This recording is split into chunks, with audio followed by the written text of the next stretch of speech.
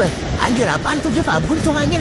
Beredar video viral penumpang ojek online atau ojol dikira tanpa kepala, ternyata ini yang dilakukannya. Peristiwa ini sontak menjadi perhatian pengendara lainnya.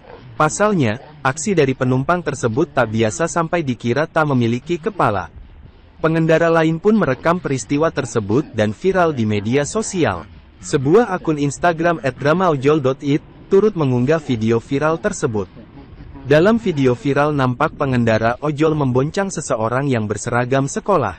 Namun, jika dilihat sekilas anak sekolah itu tak terlihat memiliki kepala. Lalu menyita perhatian pengendara lainnya.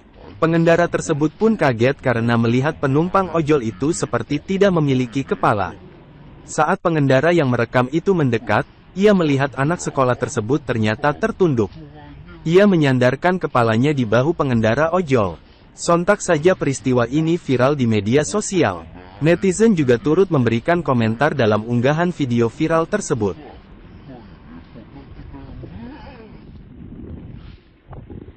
Terima kasih sudah nonton.